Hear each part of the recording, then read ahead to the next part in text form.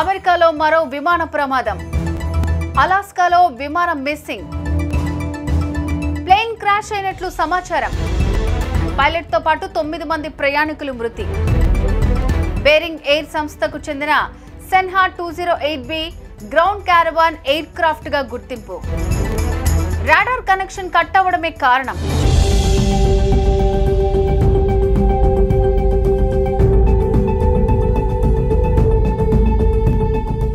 అమెరికాలో వరుస విమాన ప్రమాదాలు ప్రయాణికులను భయాందోళనకు గురిచేస్తున్నాయి. యుఎస్ఏలో వారం రోజుల క్రితమే ఘోర విమాన ప్రమాదం జరిగి 60 మంది మృతి చెందిన ఘటన మరవక ముందే తాజాగా మరో విమాన ప్రమాదం జరిగింది. 2025 ఫిబ్రవరి 6వ తేదీన సెస్నా 208B గ్రౌండ్ క్యారవాన్ విమానం అదృశ్యమై క్రాష్ అవ్వడం ప్రస్తుతం అమెరికాలో ప్రకంపనలు సృష్టిస్తోంది.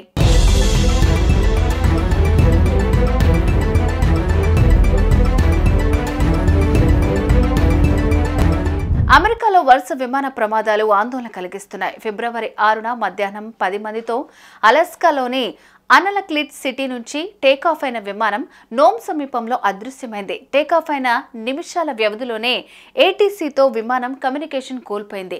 విమానం రాడార్ వ్యవస్థతో కనెక్షన్ కోల్పోవడంతో వెంటనే అధికారులు అలర్ట్ అయ్యారు. అదృశ్యమైన విమానం కోసం గాలింపు చర్యలు చేపట్టారు అధికారులు. కాగా తీవ్ర కృషి అనంతరం సెస్నీ 208B grand caravan air craft crash అయినట్లు అలాస్కా పబ్లిక్ సేఫ్టీ డిపార్ట్మెంట్ అధికారులు వెల్లడించారు.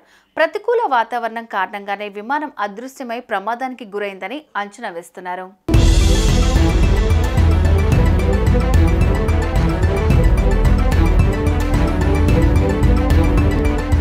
ఈ ఘటనలో పైలట్తో సహా 10 మంది ప్రాణాలు కోల్పోయారు.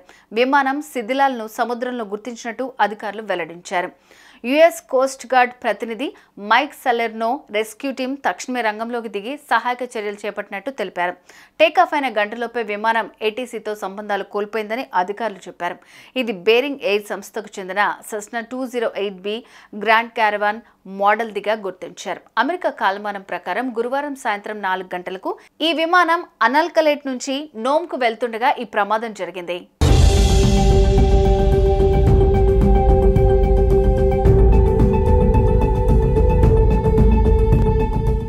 నేషనల్ వెదర్ సర్వీస్ ప్రకారం ప్రమాదం జరిగిన సమయంలో అక్కడ హిమపాతం, పొగమంచు ప్రభావం అధికంగా ఉండడంతో పరిస్థితులు అత్యంత క్లిష్టంగా మారినట్టు తెలుస్తోంది.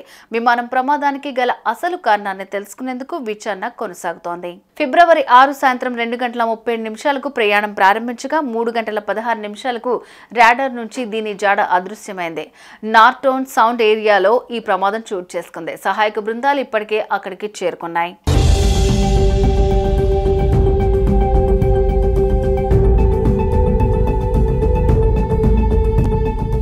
ప్రమాదం ముందు విమానం నుంచి ఎలాంటి డిస్ట్రెస్ సిగ్నల్ రాలేదని US coast guard lieutenant commander Benjamin McIntyre Coble చెప్పారు. సాధారణంగా విమానాల్లో అత్యవసర లొకేటింగ్ ట్రాన్స్మిటర్ అనే ప్రత్యేకమైన పరికరం ఉంటుంది. ఏదైనా ప్రమాదం జరిగితే ఇది ఉపగ్రహానికి సంకేతాన్ని పంపుతుంది. ఆ సిగ్నల్ ఆధారంగా కోస్ట్ గార్డ్ సహాయక చర్యలు చేపడుతుంది. కానీ ఈ ఘటనలో ఎలాంటి సంకేతాలు రాకపోవడంతో సందేహాలు పెంచుతోందన్నారు. కాగా దాదాపు వారం రోజుల క్రితం ఫిలడెల్ఫియాలోని షాపింగ్ మాల్ సమీపంలో విమానం కూలింది. వాషింగ్టన్లోని రొనాల్డ్ రీగన్ ఎయిర్పోర్ట్లో ల్యాండ్ అవుతున్న విమానం గాల్లో మిలిటరీ హెలికాప్టర్ను ఢీకొట్టింది.